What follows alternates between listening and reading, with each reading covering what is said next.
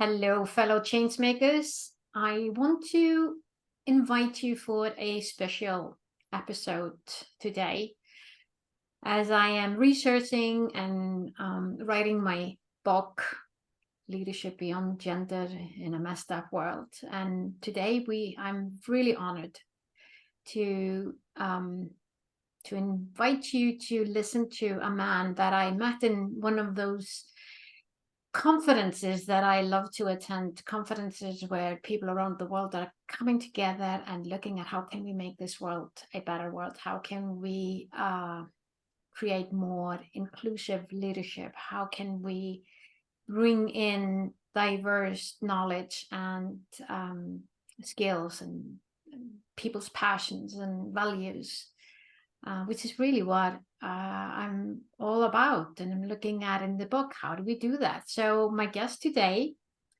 is located in Switzerland, but I know that is not where he's been all his life, because Mahmud Samandari, am I saying your last name right? Yes, correct. Okay, thank you. He is an embodiment of passion for innovation that transcends boundaries. He's a serial entrepreneur with a global footprint. He has ignited change in 3 continents, spearheading ventures across diverse sectors, from education to IT to communications. I know that Mahmud's passion extends far beyond his entrepreneurial endeavors. He's a firm believer in sharing knowledge and has actively engaged in mentoring, coaching, training, and consulting. Now, he's a founding member and Secretary General of the Global Governance Forum, and he is steering conversation on global scale towards holistic progress.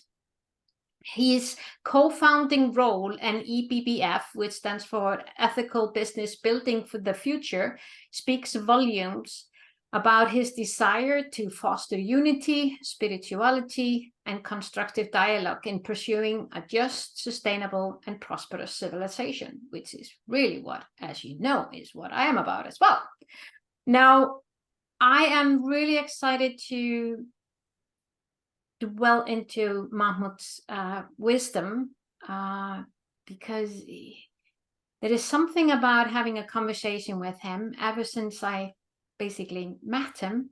Every time we speak, there is something fruitful that comes out of it. So I want to welcome you, Mahmud, to the Changemakers podcast in the Leadership Beyond Gender series.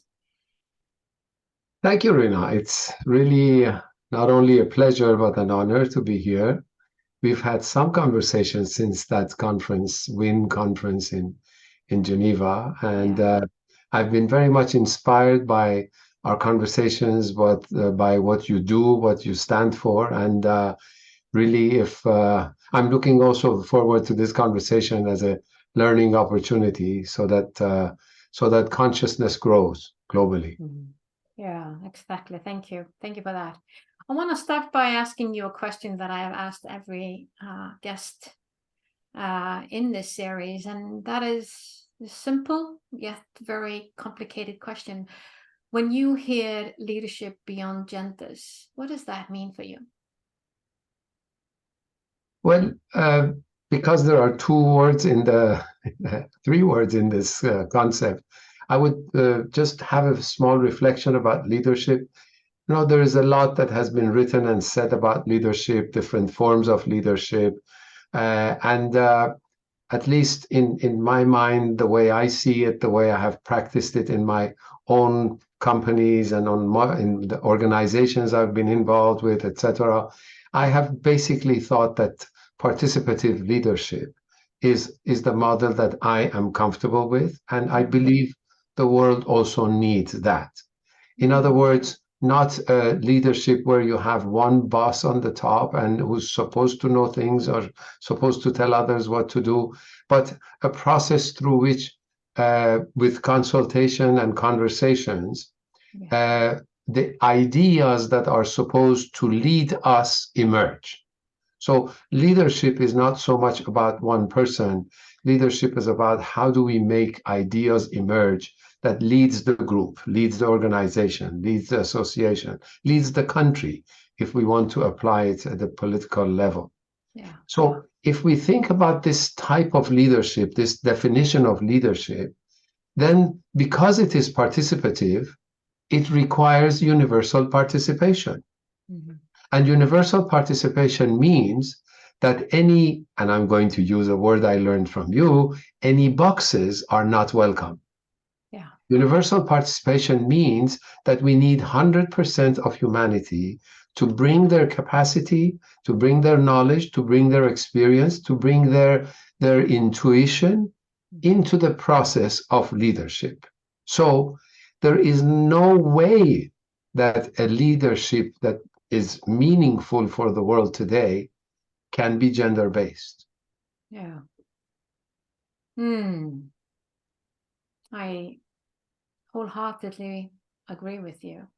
Do you believe in the black and white world that we tend to hear at least a lot about and experience a lot of that diverse, I mean, the gap that we're constantly seeing in the world?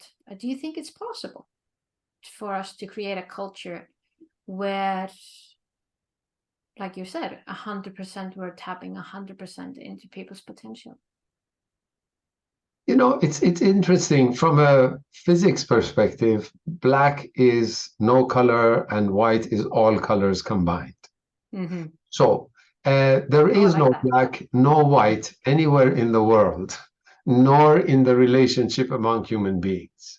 We are all a combination of all those colors, which means all of them must be present, even if we want to get white. And if we want to get black, none of them should be present. So I do not see black and white because there is no way that you can see everything or nothing at all. So based on this consideration, I would say that we are living a world in which everything is present. The question is, are we using the contribution of everyone? Are we using the capacities and the talents of everyone? And no, we are not. And therefore, the purpose, the objective, the direction becomes clear. Mm-hmm. Let's use everybody's capacities.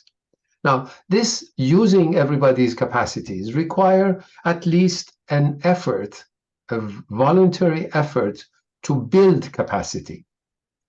And building capacity requires first to be convinced that every single human being is a noble creature. Based on that conviction, then the work that we need to do is to make sure that those capacities that are inherent in all of us find a way to express themselves.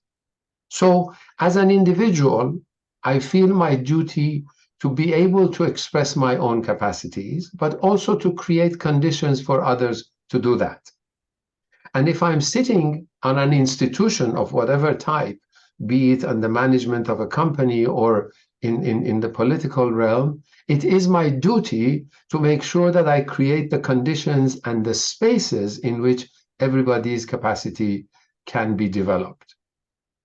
Yeah. So I look at it from this perspective that, yes, there are different grades that we see. There is more or less equality. There is more or less diversity. There is more or less respectful relationship. But it is all there. And because you can find it in smaller measures, it means you can make it happen in larger measures. Yeah, I love that. Your story, Mahmud. I mean, can you share with us, how did you come to this place in your life? Having this wisdom, being able to share it the way you share it. I mean, it sounds like you've gone through a journey. Can you share something with us? What you have in your lifetime? What have you really been the stepping stones that have got you to this conclusion? On the gender issue, there are two things that have absolutely influenced my understanding, my reading, my attitude towards the world. One of them definitely is my mother and her mother and my father's mother. I have been blessed by having extraordinary women around me that have really made me realize that capacity has nothing to do with gender. Capacity has to do with the fact that we have it. Our soul doesn't have a gender either. So the question of man and woman was relatively secondary. I was not blind. I was seeing the reality. I was seeing the discrimination. I was raised and born until I was born and raised until I was 18 in Iran. That was not the most egalitarian society. Even though at that time, before the revolution, the situation was much better than now as far as gender is concerned. But still, so I believe the example that I had around me was absolutely fundamental in my upbringing. The other element, which is as much connected to the first one, is my faith. I'm a Baha'i by faith, and the principle of equality of rights between men and women is one of the fundamental principles of the Baha'i faith. So I was born with it. In a way, you can say it was transmitted to me by milk from my mother. That's beautiful. That's absolutely beautiful. Now, I want to go into fostering innovation and mentorship, which you've done quite a bit, and you've been working in various continents. In your journey of fostering innovation and mentorship across continents, what experiences have most influenced you? I will come back to it, but it would be unfair if I do not mention that this experience of having special women in my life has not gone also to the experience that I have had in 46 years of beautiful marriage with my wife, that has continued that, with my daughter, and now my two granddaughters. All of these women around me have made me not only convinced that the future of the world absolutely needs women, probably even more than before, because they were not given the opportunities to contribute to the well-being of humanity. But now, coming to the innovation question, what I have learned from that is that, again, for something to flourish and develop, conditions must be created. If I take the conditions of my life, and again, to go back to my family, my father was an entrepreneur. He always had his own activities, and he was and is an inspiration to me. I used to say that, even though I have some formal education, my real education is that I have a business degree from my father and a human relations degree from my mother. So he was my example. From the age of 12, 13, I started to work in the family business, which was a travel agency. So I had to learn all the rules, all the knowledge of that industry, and it created also in me the curiosity to learn about more. So I think one of the things that is fundamental for innovation is the question of curiosity. I was always interested, and therefore I think altogether I have done 6, 7, 8 fields in which I have started companies and been active in. On the mentorship, I think also the example comes again. Somebody will tell you this is all about the family story, but it is true. Both my parents put a lot of confidence in me. They trusted me. They actually, when I was 15, we had a travel agency, and we had to organize a 1-month trip of a tour to 2 countries, and they put me to be the travel guide for 40 grown-ups for 30 days in 2 different countries, visiting 6 different cities. Wow. And just because they say, go ahead, you can do it, I had to find the way of learning how to do it. I think mentorship or coaching or accompaniment or whatever starts with the fact that we make sure that the person we are working with is aware of his or her capacity. That, I believe, is the first step for mentoring someone, for coaching someone, for accompanying and helping someone. So that is probably, and I have seen it in the course of my life. I have seen it in companies where in one case, I had a company that manufactured parabolic antennas, satellite dishes, those huge stuff, 50,000 kilos in weight. And in that factory, I had a guy who came in. He said, "Give me a job, even as a messenger, even though I do industrial drawing." Mm-hmm. Came as a messenger. Short story. 5 years later, he was the head of the production department because he had the capacity to do it.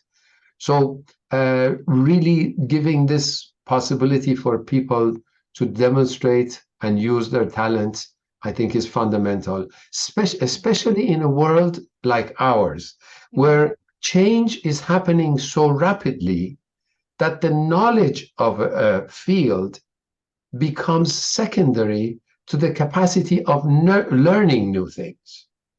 Yeah. So this mentoring or this coaching, etc., is all about developing the capacity in others to be curious, start to learn, and be given the opportunity to practice their learning. Yeah, it's like a cycle to coach someone so that they understand and realize their capacity to coach or mentor another one. Yes. Just that they do have a value.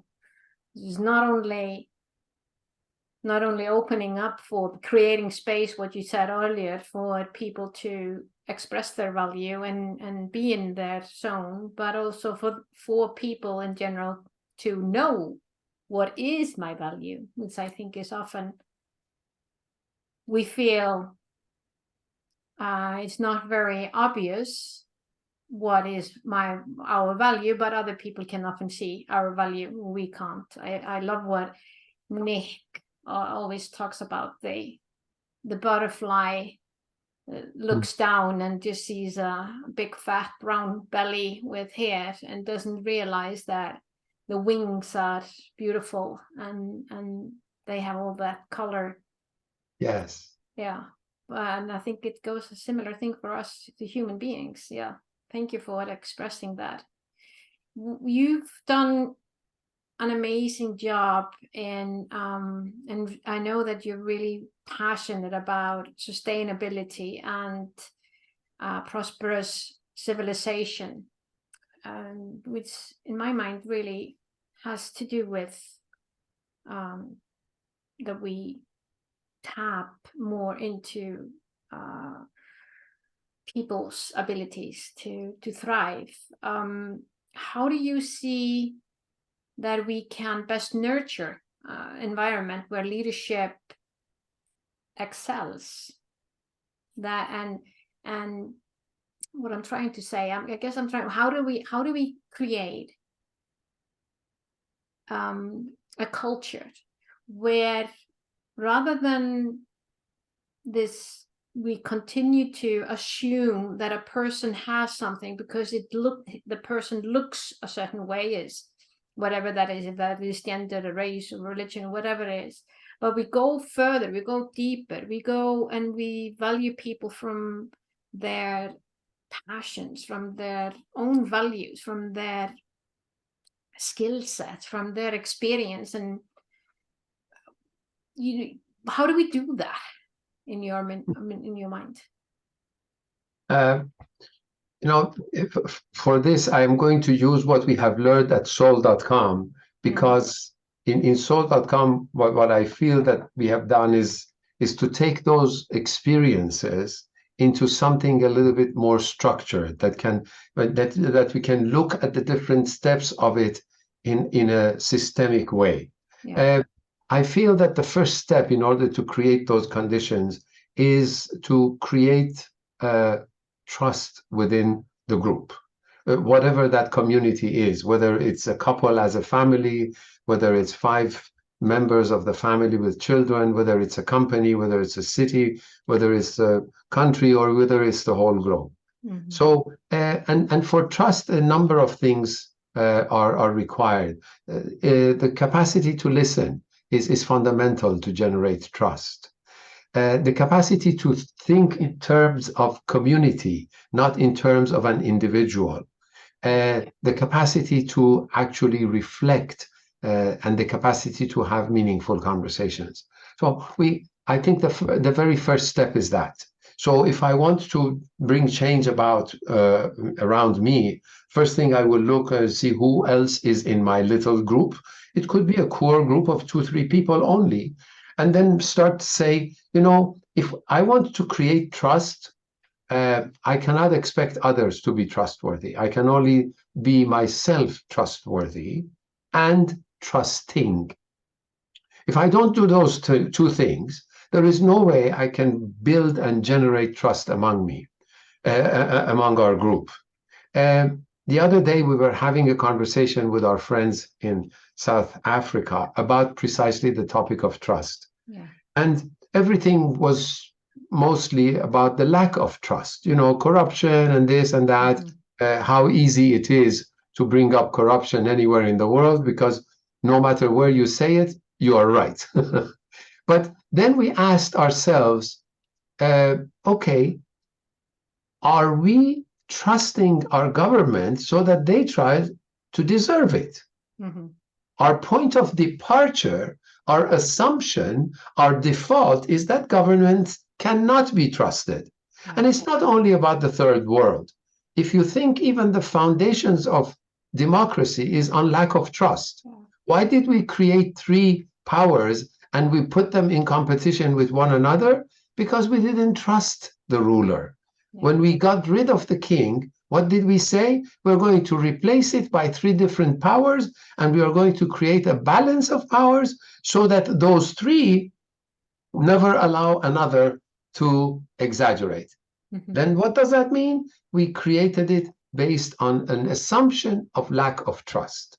So the first thing I would do if I wanted to create a different reality in my community, whatever the size of it, is myself try to be trustworthy and start trusting others. So trusting others must become our default the same way as the presumption of innocence.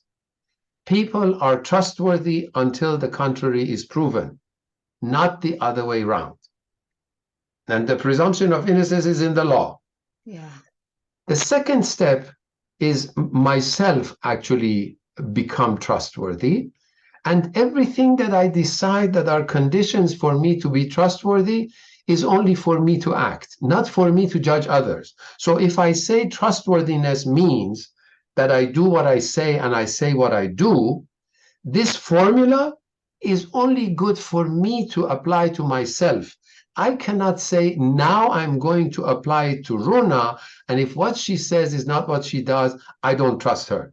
This is not a rule to judge others. This is a principle to apply to myself. And then I need, in order to be able to bring transformation around us, I need hope. Because probably this is one of the things that is the major impediment to action today. The impediment to action because when there is no hope, you try to bring in control and command. And when bring about control and command, you do not allow people to express their innovative capacity. And when they cannot innovate their they cannot express their innovative capacity, their own hope goes down. And this becomes a vicious circle. Now, The difference between a vicious circle and the virtuous one is only changing a minus to a plus. Okay. So when you have less hope and more command, have more hope, you will do less command and control. And when you do less command and control, people will exercise their capacity and their innovation more often. And when they do that, even if they fail half of the time, the other time they have something that gives them hope and gives you hope, and therefore you trust them more. So this virtuous circle of hope, allowing expressions of capacity, is the second step that I see necessary for a transformation. Yeah. This thing also requires one more step, and that requires to learn how to learn together. We have learned how to learn alone, even though at school I don't believe that's the ideal way of learning, but at least learning alone is something we do very often. But what does learning together mean? Learning together requires acting together. Acting together requires having or making decisions together. How do we do that? If we learn to bring trust into the conversation and meaningful conversation around it, we can come up with decisions on actions that allow us to learn together. These are the steps that I see, the question of trust, the question of hope, the question of bringing about everybody's capacity. Just imagine for 1 second, in any environment that you are, think of it functioning like that. Yeah. And imagine the outcome. Yeah. That's beautiful. It's beautiful. Now I know that you what you've been doing, training and the work that you've been doing around trust has been quite an impact. Can you share any stories or examples? What has changed in organization when they apply those 3 steps? You see, probably the first thing is the most intangible thing, but it changes the relationships. Yeah. You see, I'll give you one concrete example, but it's at the level of relationship. Yeah. We had a course for 45 executives of a telecom company in Latin America. And the last course was in November, end of November. In January, we were doing the reflection with them. These were middle managers of a large telecom operator with 4,000 employees. And we asked them, what was your experience with what you learned at the course? And almost all of them said, the 2 things of I have to listen rather than giving speeches to my people. Leading does not mean telling them what to do. Leading is also how to listen, and the capacity to generate an environment of trust so that they can speak up. They said at the end of the year, in our department session in December, usually the model was I would give a pep talk. I would talk about the good results that we've had.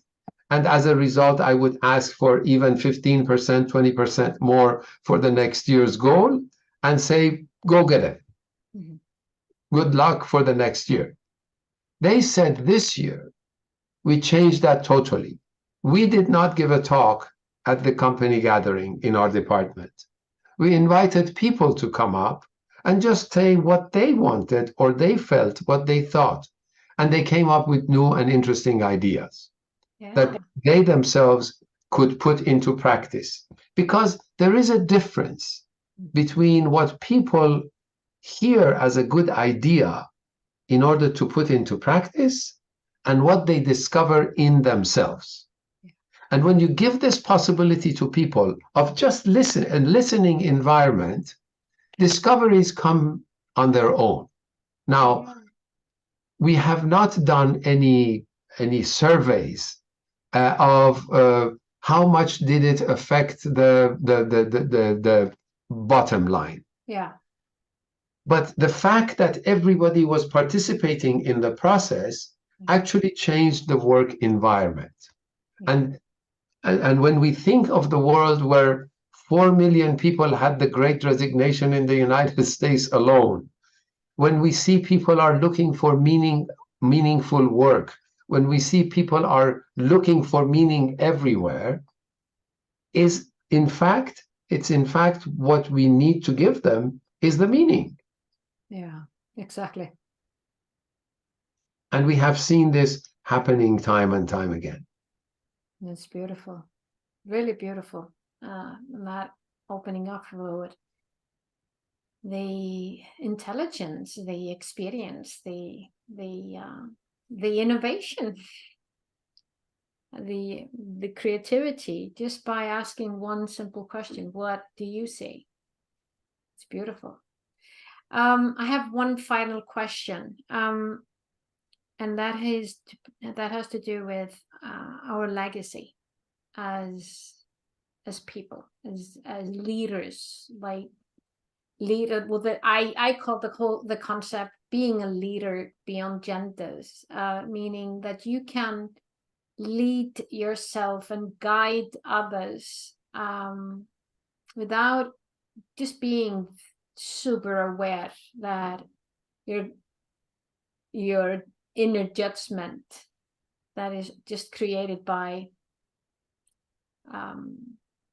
well, it's actually just created by people that are no longer here on this planet, so we can say that it's peer pressure from dead people. But that we can be so holistically who we were born to be and leave a legacy that really impacts our world, our inner and outer world.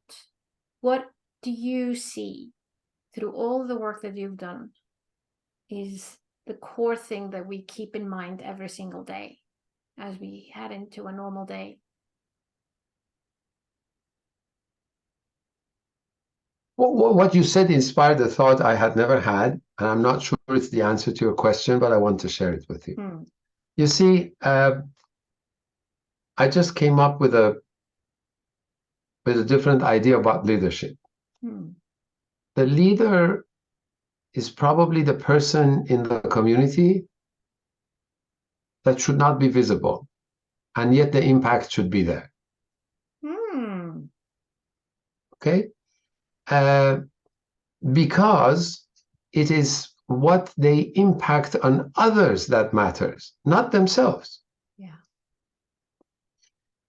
And if I translate that into genetics, you see, we are, as a species, or any species, is the sum of gradual improvements that have happened over time. It is not who made the gradual improvement.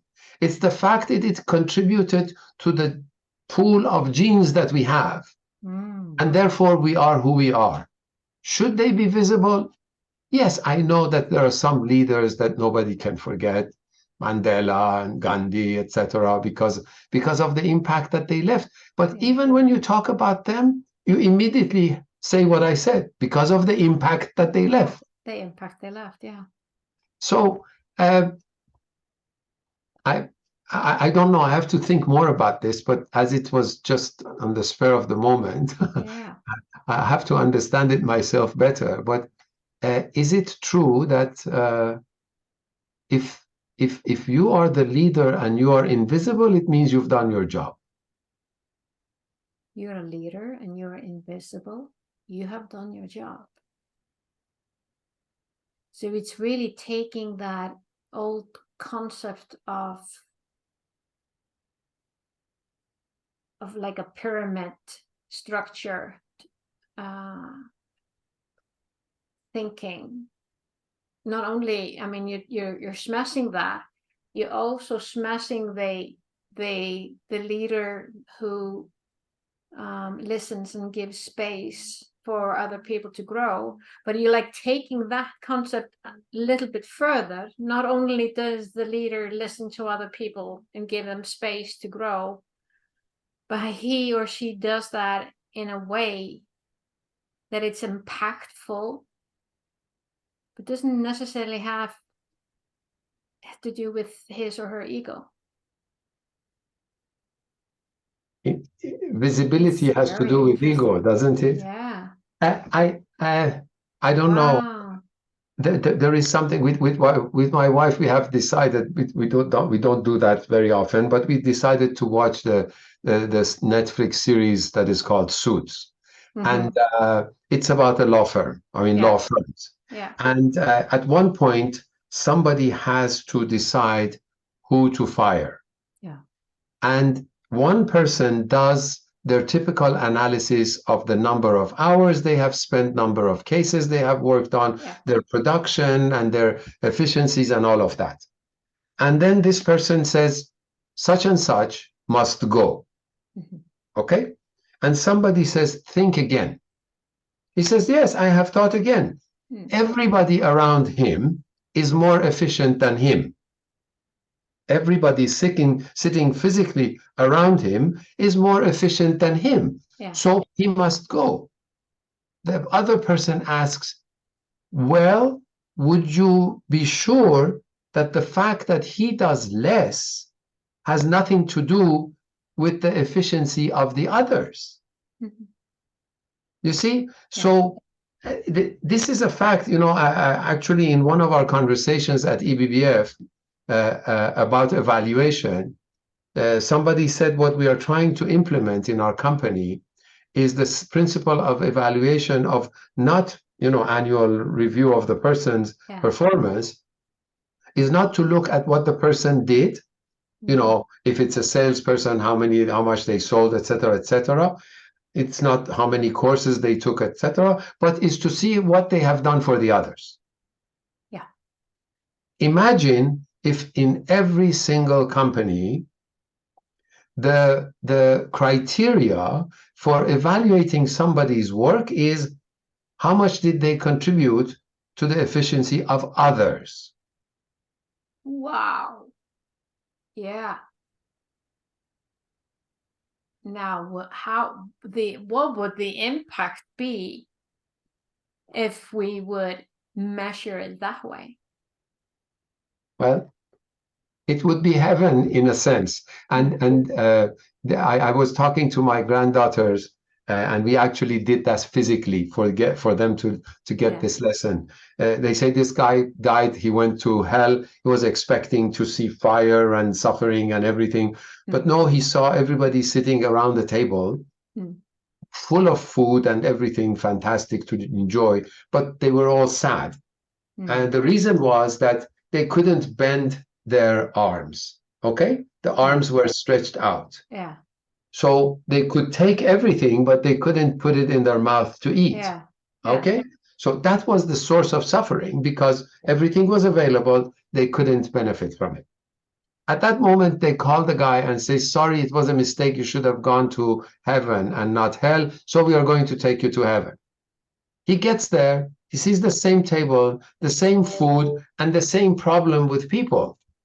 But everybody was happy because each one was feeding the other one.